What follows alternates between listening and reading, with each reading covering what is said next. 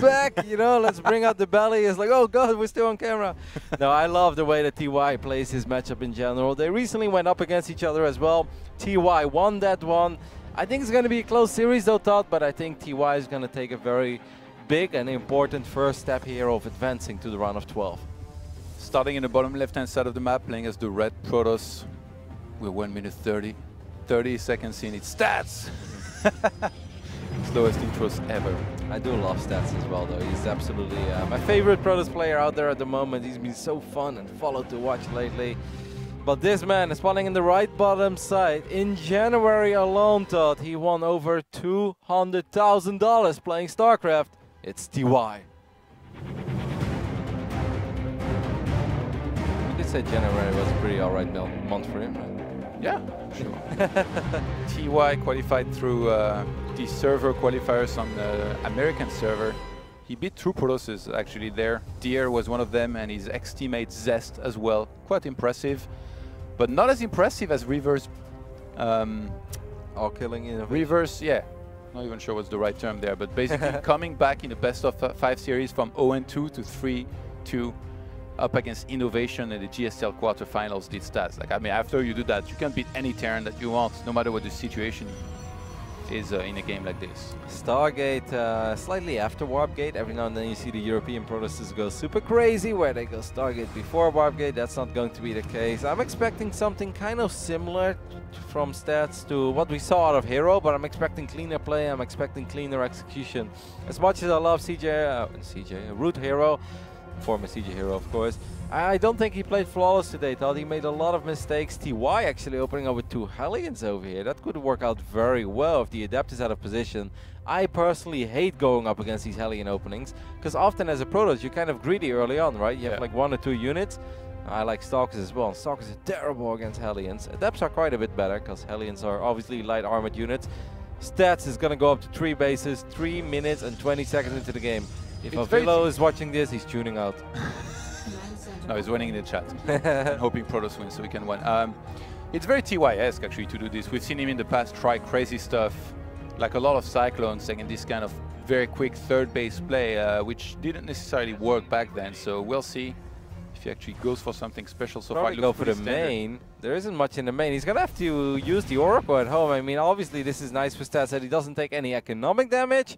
But at the same time, you kind of want to activate the beam on the other side of the map. Forgot the name of it. Corsair? It was Pulsar beam, right? Yeah. Oracle chasing a Hellion. Fast and Furious 13 preview right there. Gonna go for some probes there. He actually gets none. Ooh, he almost shaded out of this, but cancelled again. Well, worth it. Yeah. Oh, well, that actually could be very hard. Now he doesn't have the lift available either. That was not worth it at all, Todd. He can't lift the Widow Mines, and he has no detection, and he has no energy either. This is bad start for no. Not worth it at all. This is good job as well by TY. He's just being so annoying. He's gonna burrow and unburrow. He doesn't want to settle for one. That's a tiny bit sloppy. Yeah, surprised he didn't reburrow that immediately. Oracle's now coming back. He's got 45 energy, almost enough here for the Revelation, which will be on time to prevent another detonation on this probe. But he has nothing to kill it. That's actually... No energy. He has no energy, but it... Oh, there's the third one about to come out. Hurry up! Okay, Stats' heart was definitely beating a little fast there. Okay, he's on 42 workers against the 38 from TY. Now, when it comes to TY, his TVP in case you guys are new to StarCraft, you know what makes him so special, what makes him so good in this matchup. More Widowmine harass, by the way. Well, this is one of the reasons. Oh, no split is gonna hurt. 7 workers go down. A few more gets gunned down as well by these Marines. Things are looking rough for Stats. He played greedy and thought, believe it or not, but he got punished for it. Yeah, it doesn't happen all the time, but TY with quite a few Walker snipes here and there are going to be able to chase down that Medivac. The Widowmine still is natural, though, I believe. Not oh my god. Really defending against. And TY has really set up a good pace here with his drops. He's going to keep on going like that, keep on massing an army back. Don't do that! Oh! What is going on here? That could have been worse, but it was still really bad, really painful. I don't know what else to... Absolute fireworks. TY is like, you better not open Phoenix. Let's keep a Robo against me, because I'm going to punish you for it. And Stats must not be happy with the way this has gone so far. 46 SCVs to 39 probes. And he's about to lose like 9 more. Well, at least he's starting to split a little, but he took care of that one. Okay, that's not gonna be that bad. Only ends up losing. Feels bad, man. He has plenty of Phoenixes at least. He has so much power, but there's nothing he can do. All these Phoenixes. He has still no detection, still no robo. Why is he not getting cannons? Because he, I don't know. He's kind of broke. That's the only thing I can say, though. He's a little broke. Okay, he gets both mines at least with one revelation there. Finally, this has been the mines. But I mean, where I was going before, what makes TY so incredibly good in this matchup, it's not his crazy multitasking, even though obviously he's fast. It's not his crazy micro, even though obviously he has good micro. It's just his understanding of when he's supposed to push and how to execute his pushes. His builds are excellent. He hits some moments where it's very hard for Protoss to defend. It just straight up battles, right? It comes down to Widow Mines, it comes down to Liberators, it comes down to tanks. He's incredibly good. Probably world's best when it comes to positioning and sieging up those units. A few Stasis Tribes actually would be very good, I think, here for stats. It could buy him some time if TY chooses to march across the map with his massive army, try and do some damage before there is enough for stats to be able to hold on, because TY stayed on 2 bases for a long time. Does scan the 3rd base, sees the saturation and a couple of units there. That Widow Mine drop, man.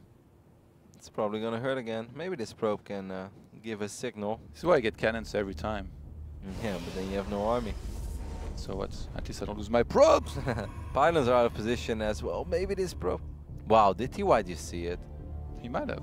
I might be anticipating that there could be something there, because usually even if there isn't a probe or nexus, there might be a pylon. He's using the army as well to siege up over here. One Oracle gets picked off immediately, so that Widow Mine drop in the natural is really going to hurt. Stats' army is just not impressive at all. Spotted the medivac, but that means that his third nexus is going to be super exposed. Picks up the Widow Mines on the left-hand side, but his army is getting crushed. There wasn't enough pylons to use all the overcharges together, and that's going to be the 3rd base falling. And Roddy, look at the supply. Game number 1 has pretty much been all TY. Even though these Phoenixes do have a lot of energy and they can start lifting up a couple of these Marines, the Adepts will show up as well.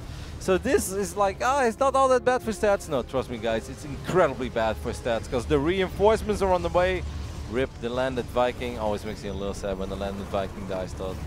Big revelation though, getting these Widow Mines, but stats still basically lost his entire army other than those Phoenixes that don't even have shields anymore here, so... Yep, too much firepower in this Terran army, and from this point on it's going to be a parade push. There's too many reinforcements, more mines are coming in as well. Photon Overcharge will maybe keep these Adepts safe for a little bit, but this Nexus is super dead.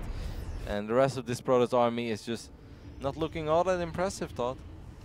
Yeah, a ton of pylons on the way here for stats. Not even sure why, he didn't need to make that many just now. He's going to try to expand elsewhere here on the left-hand side, but TY just has so much, in particular on the Marine count here, which is huge. No energy anymore on the Phoenixes either. Makes it really hard to be incredibly effective with them. The Marauders doing a good job in soaking up a couple of these shots, and I believe that this is going to be the end with a few extra Marines running in. TY having a ball, TY playing an excellent game number 1, really punishing the greed of stats. Some people say you can't do anything about 3 bases. TY is like, well, I can start dropping Widow Mines.